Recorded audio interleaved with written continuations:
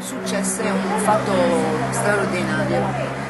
Venne questa infermiera a tenermi sveglia tutta la notte, una ragazza con i capelli rossi e le lentiggini, e mi diceva di non dormire, e io dicevo lasciami in pace, ho mal di testa, perché avevo 3 fratture al cranio, quindi perdita di liquido cerebrale a destra e una frattura qui davanti da dove entrava aria. Mi hanno dato proprio per spacciata, mi hanno messo lì buttata in un letto aspettando le 24 ore per vedere cosa sarebbe successo. Paralisi totale di tutto il corpo, non mi potevo muovere, un pezzo di carne in un letto, alla merce di chiunque. Vabbè, quella notte Caterina, questa infermiera, perché era vestita con un camice: Donatella, come ti chiami? Quanti anni hai? Quando sei nata? Come si chiama tuo padre? Come si chiama? Io dicevo, ma lasciami dormire. No, non dormire, è pericolosissimo, puoi cadere in coma, se cadi in coma è un disastro, non devi entrare in coma. Ma io ho bisogno ho mal di testa, non parli, stai zitta. No, e lei continuava.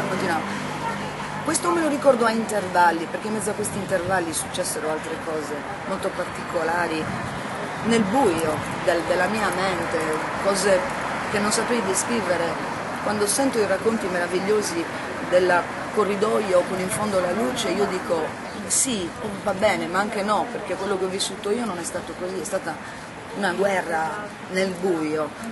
Di fatto Caterina, che ogni tanto appariva e mi svegliava, che mi ha messo anche le coperte addosso, perché a un certo punto avevo freddo e mi ha coperto. Insomma, il giorno dopo arriva l'infermiera, la prima infermiera a torturarmi, e io inizio a chiedere di questa Caterina. Caterina, sì, Caterina arriva domani, e così continuano. Insomma, per tutti i 20 giorni, alla fine ho smesso anche di chiedere. C'è stato questo fatto particolarissimo, che dopo 6 giorni dall'incidente io sono riuscita ad alzarmi dal letto, sono riuscita a recuperare il mio corpo, perché ero paralizzata, all'inizio tutta, poi solo la parte destra, e poi sono riuscita ad alzarmi. E mi ricordo che è successo una mattina, che quella mattina che io mi sono alzata all'alba e mi sono messa davanti alla finestra a guardare fuori, ed è stato un momento in cui io ho capito un sacco di cose. Ho capito, non so, guardavo gli alberi, il cielo, e tutte cose che mi erano sfuggite. Dicevo, ma dov'è? Perché non vedevo tutte queste cose? Insomma, mi ha cambiato un po', non l'idea della vita, proprio il senso, che tutto ha un senso. Ho iniziato a pensare alla catena alimentare, ho iniziato a tutte cose, e infatti in ospedale pensavano che fossi diventata pazza, pensavano che la botta alla testa, e i miei compagni di scuola dicevano, poverina, ormai all'intelligenza aveva una bambina di 6 anni, vabbè. Insomma, di fatto, dopo 20 giorni mio padre, grazie a Dio, si arrabbia, e lui aveva un carattere terrificante, e mi porta via, firmo contro il parere dei medici e me ne vado, perché io sentivo che mi volevano operare il cervello, cosa vera, che poi mi fu raccontata da mia zia, che era amica di uno dei dottori. Ah, peccato che sia andata via, perché con una piccola operazione ti avrebbero rimesso a posto l'orecchio. Ora, sono passati 32 anni, la scienza oggi sta iniziando con le cellule staminali, forse riescono a ricreare le cellule ciliate, oggi, 2014, allora, se mi avessero fatto un intervento al cervello, io non lo so cosa sarebbe, forse non sarei qua a parlare adesso, comunque. Vabbè, e dopo la vita è stata un incubo all'inizio, questo rumore fortissimo, e questo grande desiderio di rivalsa, perché i dottori mi dicevano che non potevo studiare il violino, i miei genitori mi dicevano che non avrei potuto studiare il violino, erano tutti contro di me. Il mio maestro ha iniziato a farmi lezioni un po', diciamo, con superficialità, perché non vedevano in me un futuro, e io invece, che sono una guerriera, una ribelle, mi sono messa a studiare come una bestia quell'anno. Era all'8° anno, ho preso 9, tant'è che è uscita fuori Bici Antonioni, che era una grande violinista, una solista, che era commissario esterno, che è venuta con le lacrime negli occhi e mi ha detto, dopo l'esame, giurami che non smetterai mai di studiare il violino, che per me è stato un input a 25 anni, e qui mi ricollego alla pittura, perché poi lì è iniziata la mia carriera in orchestra e non si è mai fermata, ed è sempre migliorata, sempre migliorata. All'età di 25 anni un mio fidanzato, che non smetterò mai di ringraziare, una persona deliziosa, per il mio compleanno arrivo a casa mia con questo scatolone. Io come una bambina, cosa ci sarà, cosa ci sarà? Apro, perché io disegnavo nella carta, con la penna, facevo disegni. Dopo l'incidente, dentro questo scatolone c'era un cavalletto, una tela e i colori. Mi guarda e mi dice, dipingi. E io ho iniziato a dipingere. Nessuno mi aveva mai insegnato niente. Non sapevo come poteva uscire quel colore, ma io prendevo i colori, li mischiavo e usciva quello che volevo io. E così ho continuato a dipingere, però un po' pigra, cioè sì, ogni tanto facevo un quadro, però non era una cosa proprio, non la sentivo proprio viscerale. Succede 15 anni fa, più o meno, adesso non ricordo bene, o 12 anni fa, non mi ricordo. Insomma, nelle campagne ferraresi, insieme al mio ex compagno, da un liutaio, che era un suo amico, caro, amico di famiglia, per far aggiustare il mio violino, che è un violino del 700, tutto rotto, però ha bisogno di essere restaurato ogni tanto. Questo signore viveva in queste campagne ferraresi e lui fa delle miniature e vince anche un sacco di concorsi, fa dei violini piccolissimi, delle cose. Insomma, a un certo punto vedo questo strumento particolare e gli dico, ehi Corati, ma cos'è questo strumento? E lui, questo è molto interessante, questo è un precursore del violino. Ah beh, ma io non l'ho mai visto, perché non esistono esemplari, esistono solo delle raffigurazioni in dipinti antichi. Io ho trovato questa immagine di questa santa che suonava il violino e dipingeva, si chiama Santa Caterina. Io mi sono gelata, ho guardato questa immagine e ho visto questa santa con i capelli rossi che in mano aveva un violino, nell'altra il pennello, e io da quel momento, ovviamente pelle d'oca a parlarne, perché poi io di questa storia ne sto parlando da poco, perché la gente ti prende anche per matta, che calcola che io non sono cattolica, io ho la mia spiritualità che riguarda l'universo, la meccanica quantistica, però non è che sono una che va in chiesa, perché non sono per la fede, io sono per la conoscenza, che è una cosa molto diversa. E mi sono gelata in quel momento e io in quel momento ho realizzato.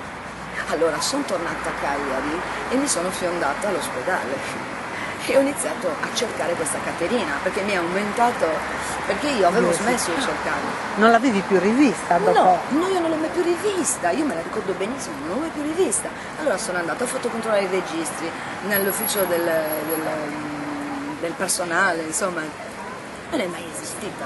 Allora lì, andando un po' contro la mia presunzione di allora del non esiste niente, ho iniziato a ragionare in un'altra maniera e ho detto, allora, mi sono guardata nel mio specchio immaginario e ho detto, senti Ciccia, allora, ti sei sfasciata la faccia, non hai una cicatrice, sei sorda all'orecchio destro completamente e riesci a suonare il violino in un'orchestra sinfonica da 30 anni.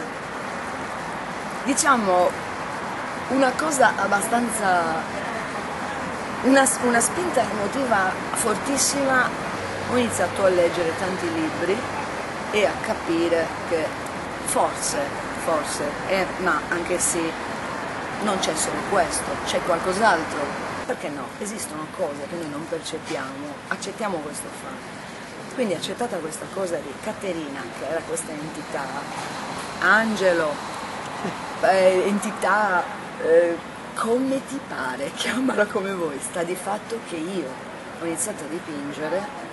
Oggi mi commissionano quadri, vendo quadri, sono in un'enciclopedia d'arte, come ci sono tanti pittori, perché ormai è una cosa, siamo miliardi di pittori, miliardi. No, però ti dico di più, l'ho cercata per 8 anni sul web, ho cercato informazioni solamente il mese scorso, perché io sempre, ogni tanto ho dei periodi che dico ok, Time Santa Caterina, mi metto al computer perché ce ne sono e io non sapevo quale cercare. No, alla fine l'ho trovata e credo che sia, adesso non vorrei sbagliare, ma credo che sia Santa Caterina da Bologna.